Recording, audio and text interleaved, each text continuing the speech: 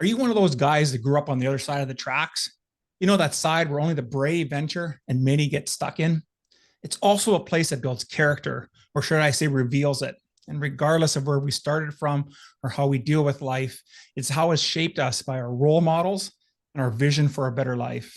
Well, today, my guest has a story that shatters any notion of allowing where you start in life and has little bearing on where we actually ultimately end up. And you bet, it's a story straight out of Compton. And before we get into all that, I just wanted you to know that being a man today has never been more challenging.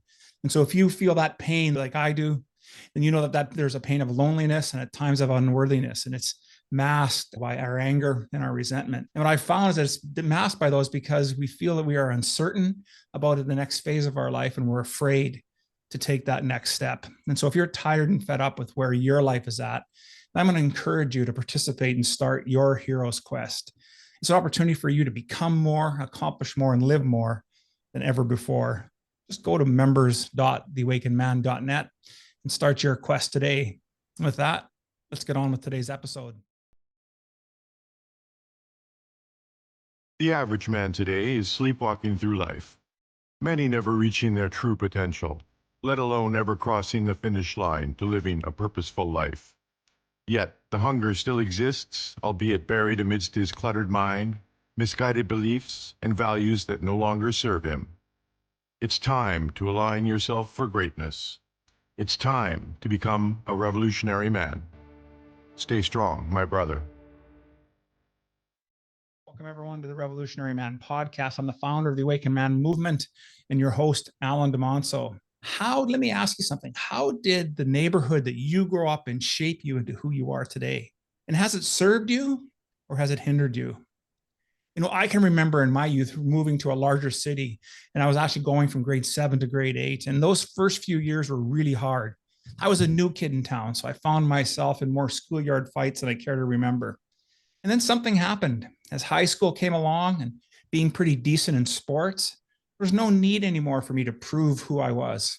And so this experience for me really shaped my thinking about what it takes for somebody to step up or for myself to step up.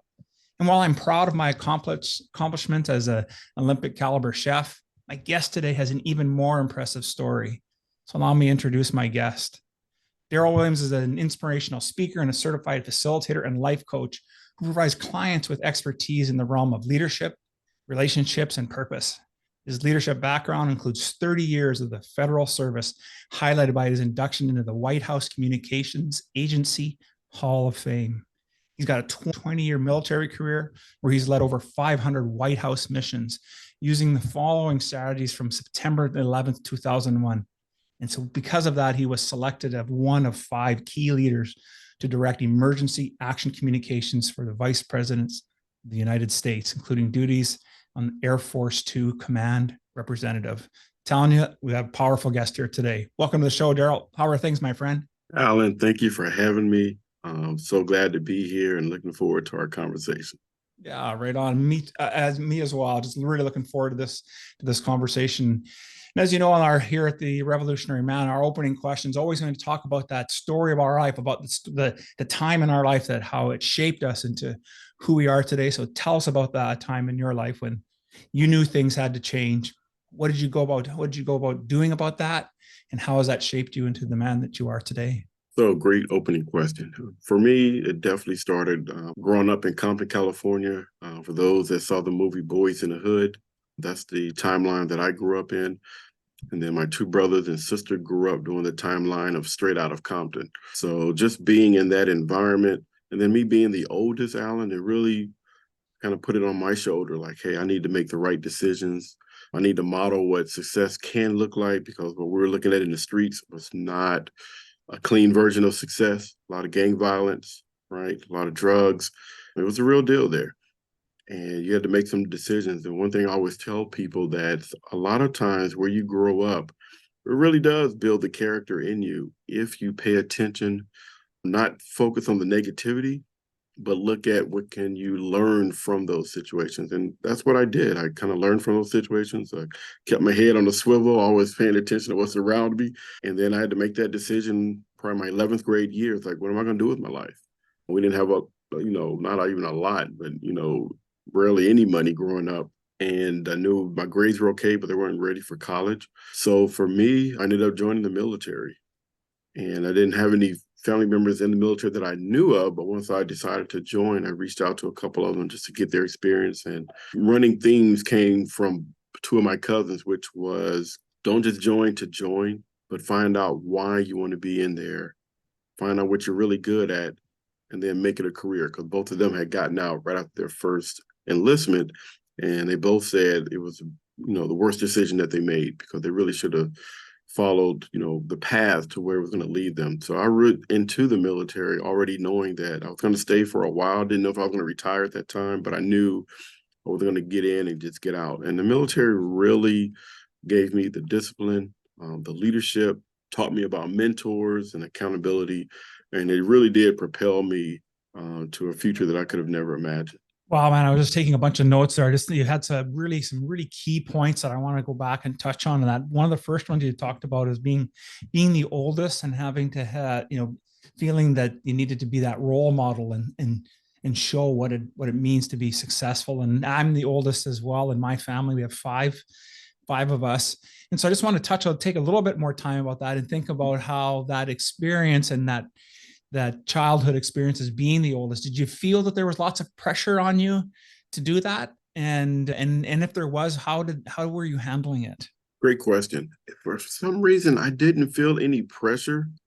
I guess because I had a lot of friends who were the oldest, and being in that neighborhood, we knew that, okay, we didn't want our brothers and sisters to get caught up in the gang violence and when our brothers and sisters get caught up in the drugs. So it was just, to me, just one of those things. It was just an accepted responsibility. It was like, I'm going to be that person. And then even in my regular family, I had an uncle that was really good, had some, good job, had a cousin that was an accountant, but it really was far and few, and as far as a lot of role models there. And I went to Compton High, Alan. So at that time, that was a fourth most dangerous city in America, and the school lived up to the hype. I mean, people hated playing us in football games because after the game, if we lost, they would shoot up in the air, not at anybody, but just shoot up in the air. And if they won, they may shoot up in the air. So you didn't have a lot of people that would come and say, hey, I'm going to go to a career day at Compton High. So for me, it was like, okay, if I don't see it, then what can I do to kind of be, whatever that model should have been? Absolutely. Really, it sounds like as being the firstborn, we're almost pioneers in a way, because we're shaping our family. We really have an opportunity to reshape our family's destiny. We can choose to repeat generational traumas and challenges, or we can try to reshape that. And, and I know there's lots of people who listen to the show that are the firstborn, and they may not be as fortunate and may still struggle with that. And so you're having you on today and to talk about, the upbringing. And that's why I thought it was so important in the intro to talk about this transition, because you went from Compton, and now you went and you transitioned into be a White House communications agency. Tell us how all that came about and how that changed your life. So in the military, they have what they call special assignments, right? You have the regular units that you normally go to, the Fort Braggs, the Fort Hoods of the world. But then I didn't realize that there are these things called special assignments where they take people that are very mature, people that they believe are self-motivated, and you go to places such as the Pentagon. And the weird part, Alan, is I was going to these military competition boards, trying to make a name for myself, trying to separate myself from the crowd. And the senior leader pulled me to the side. It was like, hey, I think there's something inside of you that is a little bit bigger than just going to the normal units. And I'm going to change your orders from Fort Hood and go to the Pentagon. And this is where a lot of us make mistakes. Sometimes we have in our mind what we think is important and where we think we want to go. But life has a way of putting you on a trajectory that it's like, follow this path and it's going to give you greater satisfaction. So as much as I would like to say I loved going to the Pentagon, I hated it. I tried to get out of it a couple of times, but luckily there were some leaders that saw through my knuckleheadedness and said, no, you're not going to something lower than what you're already at. And even at the Pentagon, a friend of mine and I went to a recruitment session where they were looking for people to join the White House Communications Agency. And it was a Friday, Alan. I went there just to get out of work. Had no idea what they did, what the organization was about. And then I got accepted. And then once I got accepted, I was like, oh, okay, now I need to get serious about this. And once I got there, I immediately, looked for people that reminded me of me, came from different areas, and like, okay, how did you get here? And then what did you do to stay here? Because when I went there, it was one of those situations where if you made a mistake, they would send you back to the regular service, whether it was Army, Navy, Air Force, and we didn't have any Marines. So it was like, I don't want to leave because, again, right, I'm the oldest. I don't want to show that I couldn't make it. I don't want to disappoint my neighborhood. Like, oh man, these guys from the streets and the hood, they can't make it in any type of environments. So again, put another, chip on my shoulder. It's like, hey, I want to be the best person that I could be that ever came from Compton, and show them that they didn't make a mistake. Yeah, absolutely. And it's obvious that you proved that in spades for sure. So that's a great story about, coming from that upbringing to where you are today. But as you think of your life today in this moment, what's alive and real for you right now? What's alive and real for me right now is I have to pay it forward. Like, you don't spend 15 years at the White House serving 3 presidents, 3 vice presidents, flying on Air Force Two, and not learn something, but most importantly, figure out how do you take what you learned and then pour that back into, whether it's other men, other young people growing up, husbands, right, who may be struggling with, how do I, lead my family, and just learning all those different things and trying to meet people where they are in their life. And that's the part that I love about my story, because people rarely find out. It's normally after the fact. They're like, wait a minute, I didn't know you were in the Army, or I didn't know you worked at the White House.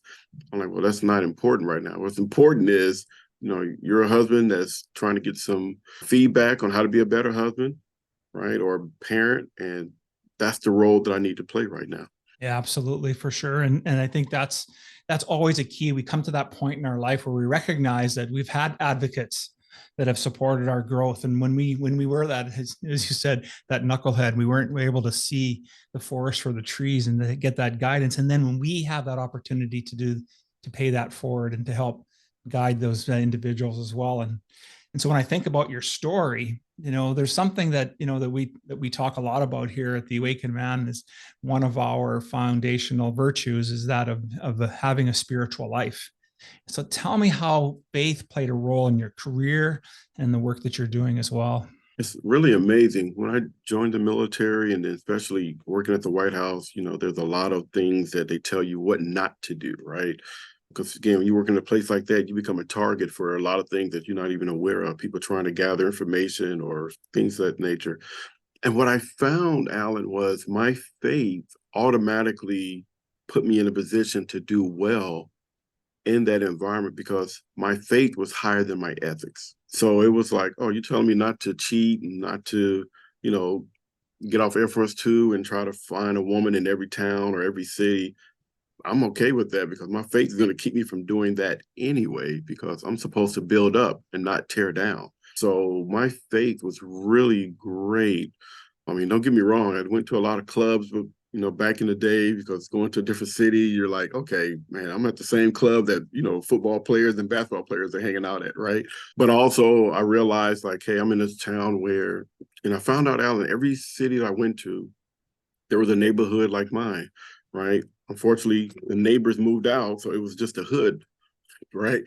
Yeah. So I would find myself going to the front desk at the hotels and say, hey, is there a school or a church in the area that, maybe dealing with some challenges and could use somebody to be a guest speaker? And it was so funny. People were like, well, aren't you here for a White House visit? I'm like, yeah, but I still have a couple of days left and I need to do something positive in this city. And I would always find either a church, whether it was a weekend or if it was during the week, maybe it was a school that, back then it wasn't as structured. So, you reached out ahead of time, you can get there on a Friday and just, be a guest speaker for one period. And that part was really good for me, because again, you can't do those type of things if you're selfish, right? If you're unethical, you're trying to get over on somebody or figure out some way to do something, ridiculous.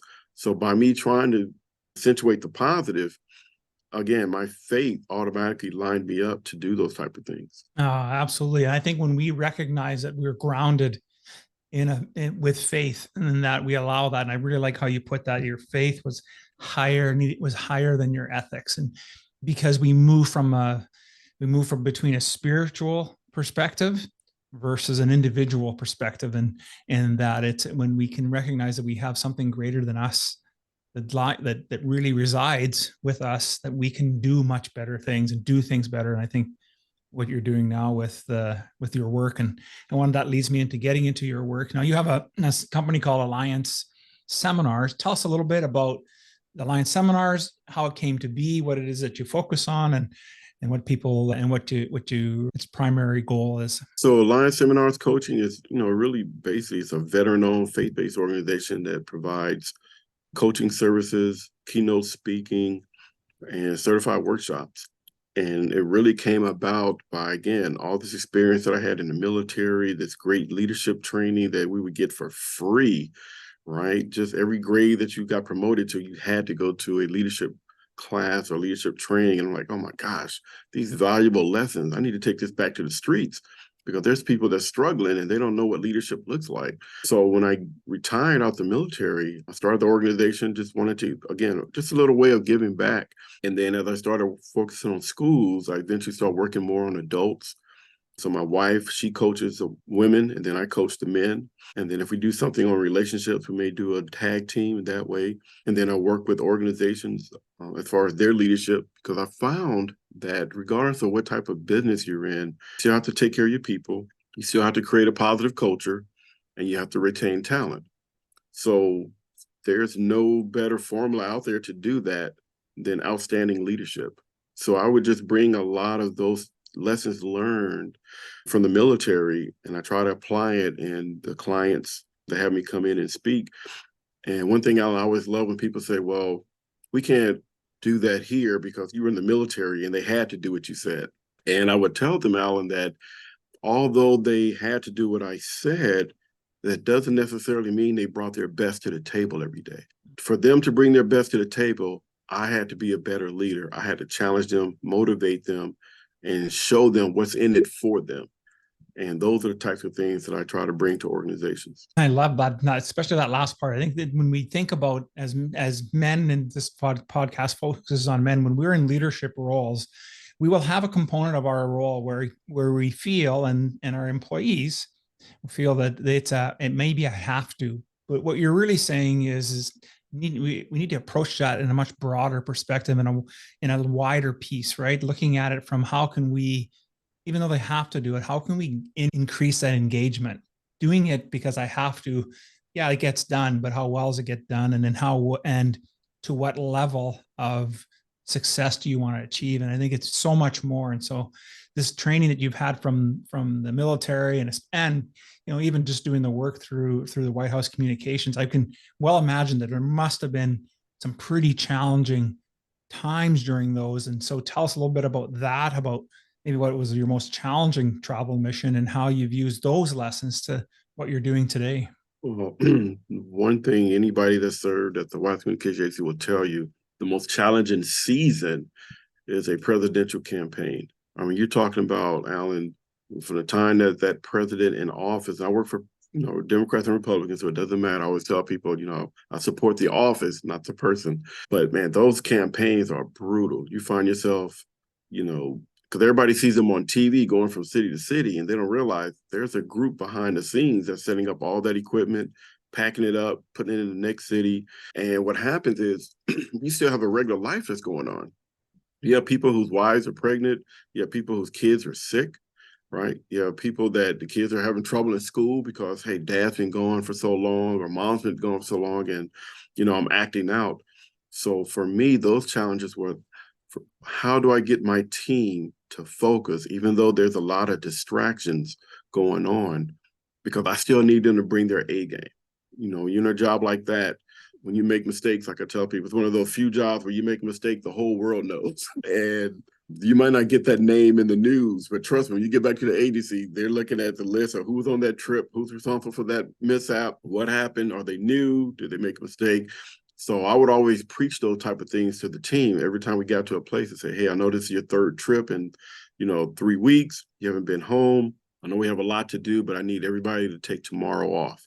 And they're like, no, what do you mean? We got to hurry up and set this up. I said, no, you need to pause, make those phone calls. Those of you that are in school, catch up on your homework. And then tomorrow we'll hit it hard right? We'll do this. And those type of things help the team realize, hey, here's a leader that's not worried about, hey, make me look good, right? Let's get this set up right away. Let's work 12 hours, even though you just got to the city. No, no, no. Let's pace ourselves. We're going to be great. We're going to do well. It's already inside of us. We just need to focus on what are those things that's going to help us to maintain that. Yeah, I love that. What I really appreciate about that is you're really diving into, really knowing your people, right? And knowing the people that work for us. And I think that's really the transition we're seeing in leadership, even more so today, that servant, and I like to look at it as an observant leader. It's one thing to serve and be there and available for them, but are we observing about what's going on? Does Alan need that? Is he just off a little bit today? Is he performing like I normally used to see him? Is Darrell on today, or is he off a little bit? And I think when you have leaders that recognize that and recognize and make that time to be able to give back to them, man, to me, I think it would only make sense that the productivity and the success is virtually guaranteed because they know that you care about them. No, that's a great point. A real quick story. I had one of my trips we were going on, and I was picking up a team that had already jumped. We call it jump, meaning you didn't go back to DC, but you jumped from one state to another state to another state. And I remember my radio lead was saying, hey, I have a guy on my team. He's making a lot of mistakes. I'm going to have to check behind him twice. I just want to give you a heads up right now in case you want to write him up. I'm like, whoa, wait a minute. I haven't even met the gentleman yet. Let's give him a chance. He's like, I'm telling you, the guys keep screwing up. And, true to form, he made a mistake. This is before the president showed up. And I went to the guy and said, hey, let's meet after, work in my office. And he just thought I was going to be like all the other leads and, chew him out and write him up. But I just took a different approach. I said, hey, is there anything going on in your life that maybe we're not aware of? And he basically was like, nobody ever asked me that. I'm like, well, I'm asking because everybody else could have had some different reasons. Doesn't mean they didn't care about you. They just didn't get to that part yet. Yeah. But I want to give you this opportunity. And then Alan, he opened up and told me that his wife was pregnant. He was only supposed to do 2 jumps. And he told his wife, I'll be back after that second trip. And then operations took over and they couldn't send him back. So he was dealing with the stress from his wife of when are you coming home? I'm close to having this baby. And here's the interesting about men. And you know this, Alan, we're so prideful. We don't want to let people down. So we will suck it up and we will generate and take all the heat rounds from our spouses or our children, knowing that it's not us, but it's us not letting anybody else find out that I can't do my fair share. So when I told the individual that, about his wife, I said, hey, man, I appreciate you being honest. I know you're first sergeant back in the rear. I said, so if it's okay with you, I'm going to call him. He's like, no, I don't want anybody to think I can't do my part. This is a campaign, right? We're all out here. Everybody's traveling. I said, I get it. I said, but guess what? We're early into the campaign, right? We're still going to need you down the road. So how about I talk to your first sergeant? I'm not going to say anything about, you making mistakes because that's irrelevant, right? There's a reason for the mistake. I'm going to tell them that, you did a good job. You were honest here, and we just need to allow you to go back to take care of some things. And then should the baby come, and we'll get you on the back end toward the end of the campaign. How does that sound? Because I had to get his buy-in out. I couldn't make it sound like it was my idea. I had to say, hey, we all need to refresh in a certain way. Tell me what you think about that. And again, it won't be in a negative way at all. As a matter of fact, I'm going to tell them the truth. You didn't want to go back, but I pulled rank and said, I just think in the long haul, in the long run, it's going to be better for him just to go back, refresh, and then get back out here. And the guy thanked me for it. He went back. The wife had the child. He was able to stay home for a little while, but then the family was able to come in, right, after a little period of leave. And then he was able to get back on the road. But the difference, Alan, was this time he was in a better mindset. Yes. Man, love that. Just love that. And when we had an opportunity to spend some time and with our folks, we can really uncover some real gems there. And I would imagine that this individual probably turned out to be one of your top-notch employees for this particular campaign, and that's what you're looking for. You want to find that way to pull it out of them and get them really to rise up. And so that leads me to thinking about, you're really good, obviously, at leadership, and you do a lot of training and all that. But if we had some young people that were listening to our podcast, and we have some 20-somethings that listen to the podcast, what would you tell that young person growing up who maybe cannot see a future outside of their surroundings? What can they do? What advice would you give them? I love this question. So 3 things I would share with them. First, I would ask them to identify what they're good at. I've had so many young people say, well, I'm not good at anything. I'm like, no, that's not true. You might not have realized it yet. But let's go back and, really look at what you've done in life. So I would tell them, identify what they're good at, which is their passion. And then I would tell them if they're not in a situation where they have to make, a lot of money right away, pause and look in your neighborhood and your community and see what type of need is out there. And then I tell them to match that passion with that need, because that will equal up to your purpose. That formula has always worked for me. It's worked for people that I've shared it with. It may take them a while to find it, but they'll eventually come back to me and say, hey, I did what you said. I thought about it and it worked. And now I'm this, or now I'm in this industry or that career. The second thing I would tell people is collaborate with a mentor to help you focus on what's important. So many times, especially as men, we just want to do things by ourselves. We think we have to figure it out on our own. We got to come up with all the answers in 24 hours. Like, stop putting that extra pressure on yourself. Don't do it. Talk to a mentor. And everybody say, well, how can I find a mentor? And I tell everybody, mentors are all around us. We just have to pause long enough to go, wait a minute. That gentleman at the store, every time I come, that older gentleman always tries to share advice with me. Maybe I need to go back and really just spend some time with that gentleman, right? And then the third thing is identify an accountability partner to keep you honest to your goals, right? Accountability partners are different from mentors. This is somebody that's close to you. They're not just going to tell you what you want to hear, but they're going to validate what you told them and say, hey, Alan, you told me in 3 months you wanted to start a podcast. What are you doing? Are you doing the research? All right. Are you identifying the equipment that's needed? Are you identifying a platform? The accountability partner is going to hold you to what you said. And then once you do it, you're going to be like, man, that guy's a pain in the butt, but I'm so glad they did it, because now I'm doing this great podcast helping men. And if it wasn't for my accountability partner, I probably wouldn't have got to this stage this quickly. Man, I just love those 3 pieces, and especially how you broke that first one down, and I just wrote that formula down.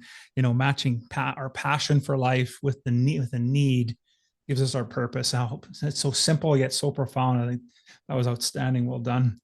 I'll just make a wild guess here, and I think through your course of your life, you've probably read 1 or 2 books in your life, and I just wanted to know: is there a book that really was profound for you, that really gave you that aha moment? And if there was one, what was the name of the book and what was that aha moment? Definitely. In the military, they always tell you, if you're not learning, you're not reading. If you're not reading, you're not learning. So they pounded that to be a better leader, you have to read. And it's so funny. One of the simple books that I read a long time ago was a book called Who Moved My Cheese? People said, no, not that little book. I'm like, yeah. They're like, why is that book so important? Because it talked about change. And as a leader, as a father, as a husband, I don't care who you are, you have to change in your life. And if we don't change, we miss out on so many opportunities. So that aha moment for me really was the book Who Moved My Cheese. And everybody's like, no, that's a baby book. I'm like, hey, it's a baby book, but it has some grown-up purposes in there and life lessons. And I say, and you can read it at any time in your life. And I guarantee there's something going on in your life where you have to change, or you have to get ready for a change. And that book can really, in a simple way, go, man, somebody moved my cheese, and I'm sitting here waiting instead of going out there and trying to find the new cheese. Oh man, I love that book. I haven't looked at that one in a little while. I think I'm going to pull it out and just go give it another once over, because you're absolutely right. It's just a small book, but the lesson is so profound, because we tend to, as people, get stuck in our own story or negativity. It's so easy to be there. And when we recognize that, yeah, somebody just moved my cheese, I can make a choice. I have choice how I want to show up. And so I always like asking that question to my guests, and it's interesting to see what comes up of them. In your career, you must have obviously you've worked with lots of different individuals, different leaders, and different stages of your life. But what would you say is the best piece of advice that you were given, and how has that served you today? The best piece of advice that I received from one of my greatest mentors, and his name is Steve Smith. I always try to say his name whenever the time comes, because he was just so influential in my life. And one thing Steve told me was, Darrell, regardless of what's going on in somebody's life, there's always a story behind it. He said, so never judge somebody based on the results that you see at that moment. He was like, the good leaders they dig deep and they find out, hey, what's going on? What's going on? And if they don't want to share it, just let them know that, you still got faith in them. And if there's something that's going on, you're available whenever they want to talk about it. And he just told me that when you do that, you build trust, right? And you allow people to realize that, here's a leader that actually cares about me and not just the mission. And I've done that in every place. Even when I retired and working for the government, I still use that type of mindset. And it's so interesting because you have so many people nowadays, saying that, they can't understand a certain generation and, they don't want to do it the way we did it. But when I talk to them that way, I find that I'm connecting with, no matter if somebody that's been in the government for a long time or somebody that's junior, and people will come to me and say, hey, how are you able to talk to so many younger people? I'm like, I just use this simple philosophy. I don't judge them. I hate the phrase back in my day, those type of things. It just turns people off. And I just try to make myself open. So if they do want to talk, right, I'm there to help them. I had to chuckle because I catch myself saying that phrase more often than I care to. And this is, I sound more like my father. Right. And people really don't really care about what it was like back in the day because they're dealing with today. And so how can we show up for them today and not yesterday? Darrell, of everything that we spoke about today, and maybe there was something we didn't get a chance to touch on, what would be the one takeaway you'd like our listeners to have? Really want people to understand that life's challenges really do groom us for our greatness. And I got to say it again, life's challenges really do groom us for our greatness. I know that's hard for some people. Like, what are you talking about? I just lost my father. I just lost my mother. I just got fired. And if we just pause just enough and not react so quickly with the negativity, you will find there's somebody there that's going to help you get through that. You're going to find that job that you thought you liked, you're like, man, I really didn't like it. And this gave me an opportunity to do something that I'm really passionate about. So a lot of times, it's those crossroads in our lives that really allow us to spring forward to something better. So I would just tell people, don't look at life's challenges as, oh, life is out to get me, or I must have did something wrong and I'm paying for it now. It's like, no. All of us go through challenges. The key is, how do we react to those challenges?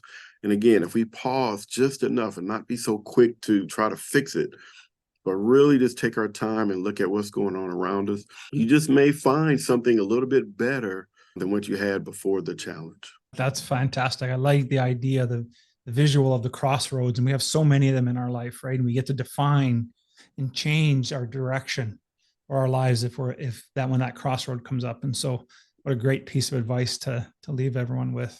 So I just want to say thanks a lot, Darrell, for spending time with us today. And, I really learned that this doesn't really matter from where we come from. We really do have a choice in our lives, don't we? And so if men were interested in getting a hold of you and participating in your work and your programs, what would be the best way for them to do that? Sure. They can reach me on Facebook through Alliance Seminars Coaching. They can also reach me on my website, which is allianceseminars.org. And they can also catch me on LinkedIn as well, because again, my whole life, for the rest of my life, is really about serving others. And like you said earlier, being a servant leader has so many rewards that it's not just about the tangibles, but it's those intangibles that you'll find yourself, especially as a man, because we're created to solve problems and lead and things of that nature. Whether you're married or not married, you're still leading someone or some opportunity to lead somebody, even if it's you leading yourself. And I just say that being able to help people get to whatever their next is, it's very rewarding. Love that. Love that. So once again, thank you so much, my friend, for being on the show. Loved our conversation. Thank you for having me.